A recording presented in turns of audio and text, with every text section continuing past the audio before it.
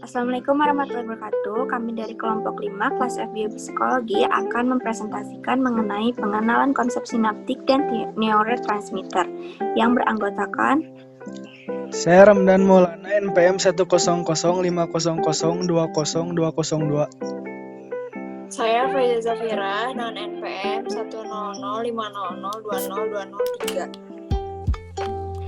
Saya Putri Kineng, NPM 10050020207. Saya Askia Hanifah dengan NPM 10050020208. Saya Nisa Salsabila dengan NPM 10050020216.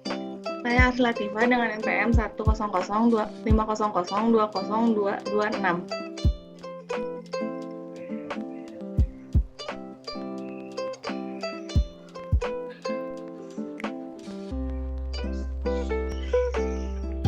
Sinapsis merupakan titik temu antara terminal akson yang terdapat pada salah satu neuron dengan neuron lain. Pada sistem saraf, sinapsis adalah struktur yang memungkinkan neuron atau sel saraf untuk melewatkan sinyal listrik atau kimia ke sel yang lain atau sebaliknya. Santiago Ramon Y. Cajal mengusulkan suatu pendapat bahwa neuron tidak melanjutkan sepanjang tubuh, namun masih berkomunikasi satu sama lain. Ide ini bisa dikenal dengan sebutan doktrin neuron. Sinapsis merupakan bagian yang sangat penting untuk fungsi saraf. Neuron merupakan sel yang khusus untuk melewatkan sinyal ke sel target individual, dan sinapsis merupakan sarana yang mereka lakukan. Pada sinapsis, membran plasma dari sinyal kemudian bergerak melewati neuron atau neuron presinaptik dan masuk ke aposisi yang dekat dengan membran sel target atau pasca sinapsis.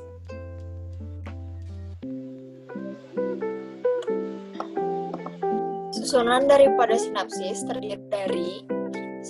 Terminal akson dan neuron, 2. Ruang antara dua sel disebut celah sinaptik, dan 3. Reseptor pada sel target yang mengikat neurotransmitter.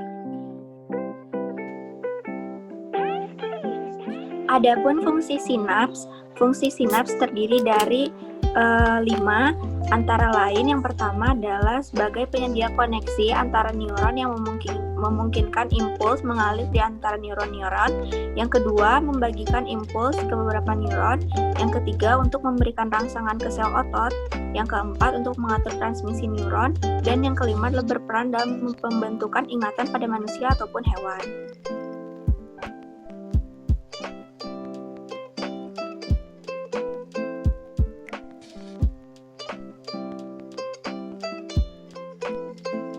Jenis sinaps.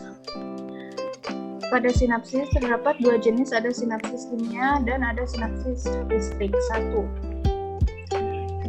Sinapsis kimia. Aktivitas listrik pada neuron presinaptik dapat dikonversi melalui aktivitas saluran kalsium dan melepaskannya ke dalam dari bahan kimia yang disebut neurotransmitter yang bersifat mengikat reseptor yang terletak pada membran plasma sel possinaptik. Neurotransmitter dapat memulai respon listrik atau jalur pesan sekunder yang baik dan dapat merangsang atau menghambat neuron pasca sinaps. Sinapsis kimia dapat diklasifikasikan menjadi beberapa bagian sesuai dengan neurotransmitter yang dilepaskan. 1. Glutamatergic, 2. GABAergic, 3. cholinergic, 4. adrenergic. Karena kompleksitas sinyal reseptor transduksi, sinapsis kimia dapat memiliki efek kompleks yang terdapat pada sel postsinaptik. 2. Sinaps listrik. Membran sel presinaptik dan postsinaptik bisa terhubung oleh saluran khusus yang biasa disebut dengan gap junction, karena saluran ini bisa melewatkan arus listrik dan juga dapat menyebabkan perubahan tegangan yang ada pada sel presinaptik untuk dapat memproduksi perubahan tegangan yang terdapat pada sel postsinaptik.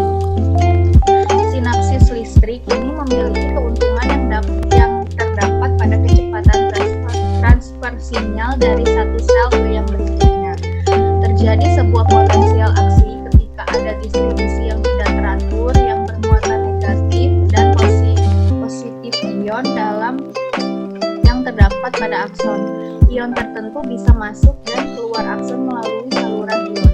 Ini terjadi ketika sejumlah saluran ion terdekat sel tubuh neuron dibuka yang disebabkan oleh potensial aksi.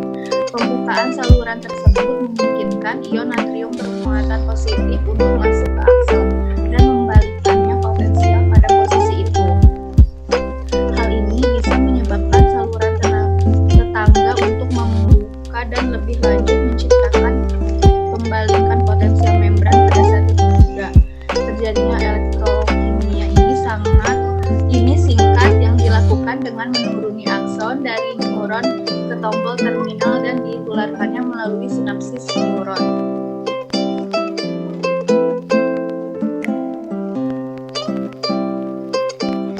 Jenis sinapsis sesuai dengan efeknya. Interaksi yang terjadi di antara neuron bisa memiliki dua efek. Berikut ini adalah jenis sinapsis sesuai dengan efeknya. 1. Sinapsis yang menggairahkan. Jenis sinapsis ini adalah transmisi informasi yang mempunyai efek rangsangan dan memfasilitasi neuron postsinaptik agar dapat mewujudkan potensi aksi serta transmisi pesan berlanjut pada saat menghasilkan depolarisasi membran. 2. Sinapsis penghambatan. Aktuasi atau aktivasi tipe sinapsis ini bisa menghambat penampilan yang potensial aksi dengan polarisasi sel postsinaptik sehingga menjadi lebih sulit untuk informasi yang ditransmisikan melalui neuron postsinaptik kepada orang lain yang dihubungkan dengannya. Menurut tempat koneksi, jika tergabung pada tempat di mana mereka dihubungkan antara satu dengan yang lainnya, bisa ditemukan jenis sinapsis berikut ini. 1. Sinapsis sinodendritik. Jenis koneksi yang protopikal dan yang paling sering adalah koneksi sinaptik dapat terjadi apabila di antara akson dari neuron presinaptik dan dendrit dari neuron postsinaptik, dan hal ini biasanya akan memberikan sebuah efek rangsangan. 2. Sinapsis aksomatik. Di tipe sinapsis yang ini, akson dari neuron presinaptik yang dihubungkan dengan soma ataupun inti dari postsinaptik karena secara umum mempunyai efek penghambatan pada detik. 3. Sinapsis akson-akson. Jenis koneksi di sini biasanya terjadi sedemikian rupa sehingga efek modulasi yang diberikan pada saat neuron melepaskan neurotransmitter dalam jumlah tertentu ke yang lainnya karena ada hubungan antara akson postsinaptik dengan akson neuron presinaptik yang bisa berubah jika dia melepaskan neurotransmitter di dalam jumlah tertentu ke sepertiga yang dihubungan dengan menggunakan cara lain.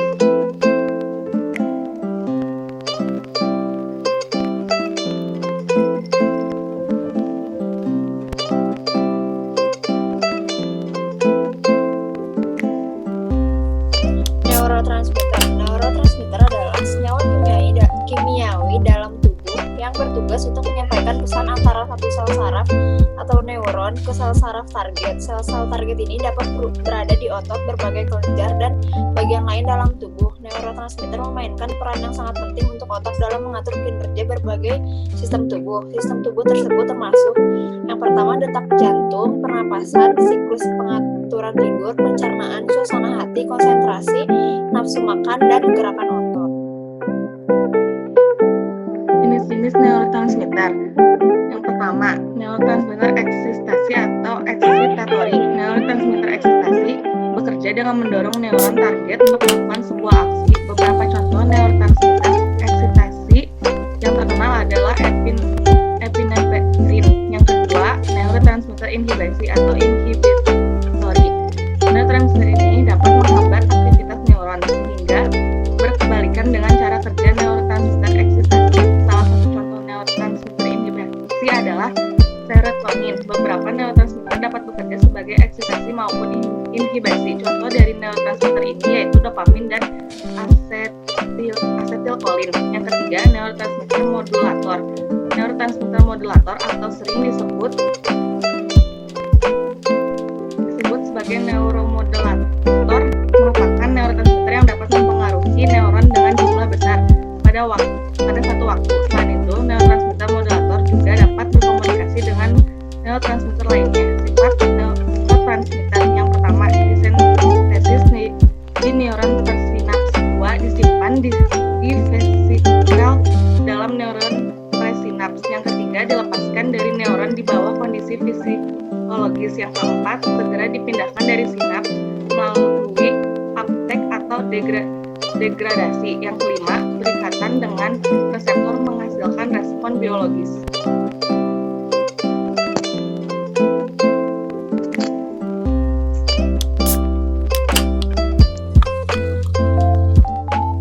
Lalu selanjutnya ada cara kerja neurotransmitter.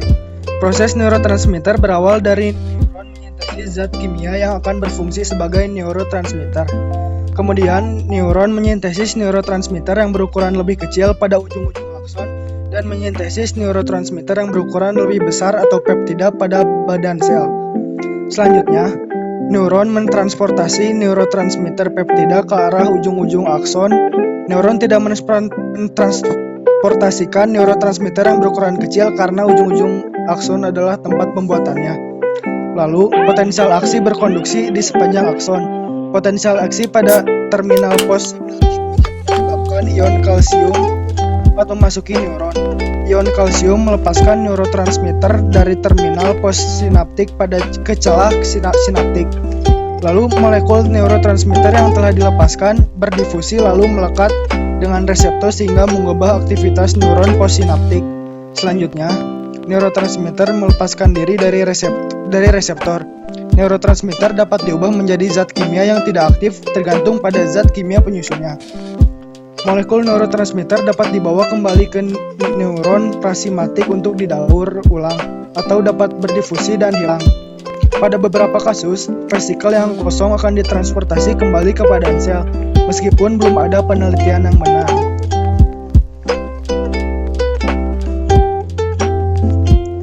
Macam-macam neurotransmitter. 1. Asetilkolin merupakan neurotransmitter yang tidak diproduksi di dalam neuron. Fungsi utama asetilkolin ini adalah mengatur atensi, memori, rasa haus, pengaturan mood, tidur REM, memfasilitasi perilaku seksual dan tonus otot. 2. GABA atau asam gamma aminobutirat ditemukan pada seluruh sistem saraf pusat. GABA berlokasi di hipotalamus, hipokampus, korteks, cerebellum, basal ganglia, medula spinalis, dan retina. 3. Neuropinefrin menghambat penembakan neuron dalam sistem saraf pusat, tetapi membangkitkan otot jantung, usus, dan urogenitalia. Ia juga membantu mengendalikan kewaspadaan serta berfungsi dalam proses pembelajaran dan memori.